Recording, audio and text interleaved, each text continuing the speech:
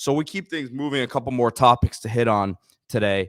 And we've got a transfer in the Big 12, Hauss Hejny at quarterback, former four-star out of high school, and he transfers to Oklahoma State. Played this last year at TCU. Didn't get on the field much, but again, former four-star quarterback from Aledo, Texas, was the 12th rated quarterback on the 247 composite last year out of high school. And there are ties here. He was recruited.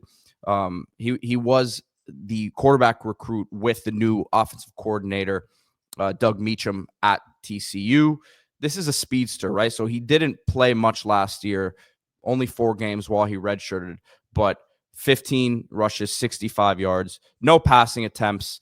The Oklahoma State quarterback coach Kevin Johns actually recruited him to Duke when he was there a couple years ago, and he was committed to Duke before flipping to TCU in April of 23. So a lot of familiarity there.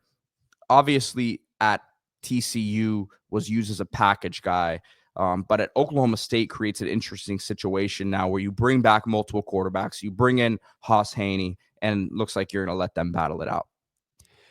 Yeah, and it's a room that is not filled with a ton of experience. No one played more than 4 games last year. Garrett Rangel, Zane Flores, Malachi Smith, I guess butchering that one, but a redshirt freshman. I remember watching him in high school, a talented player. None of those guys have played more than 4 games.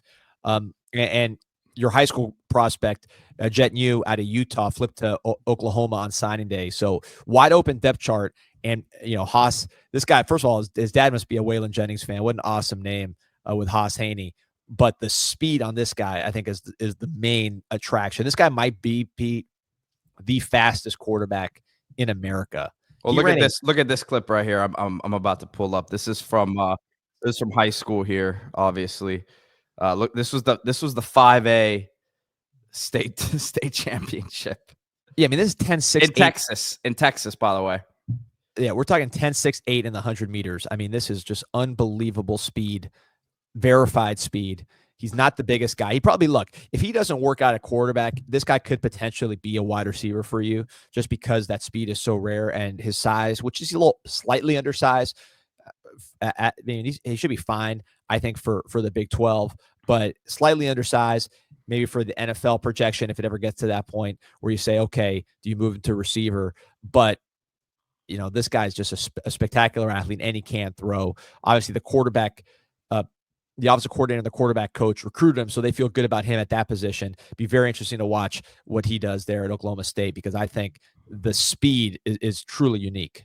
It's pretty interesting that Gundy is, I don't want to say trusting the room. He's bringing someone in Hejny here, but he's not going after a high-profile transfer. Not that it would be the most attractive spot after this last season they had, but historically, quarterbacks produce with Gundy. And it's interesting with the contract situation and the offseason here, where obviously some of his salary was reduced after the season they had, that he's kind of sticking with his guns in a sense, and saying, look, we believe in what we've got, and then we'll bring in another guy here to compete that we also believe in from, essentially, we believed in him from high school, right, in terms of our staff. So I think that element of it is pretty interesting. Yeah, look, you have to have a plan, because Oklahoma State's had a type, right, at quarterback. You're talking about your big guy, veteran, sometimes a super veteran, pocket passer throwing down the field. Now, you've had, some running quarterback. You had Sanders, who can run a little bit, but this is somebody who I think brings a whole new dynamic with his legs, and you really have to build around him if you're going to bring him in and make him your quarterback. But of course, when the offensive coordinator's on board and the quarterback's coach is on board, assuming the head coach is on board, we know he's a strong presence in that program and a strong personality with a lot of views on offense. If everybody's on board with this guy as a running quarterback, I think you could do some really unique things, because again, it's not how many quarterbacks in the country, maybe Jalen Milroe, are going to be cranking 80-yard touchdown runs. This guy can do it.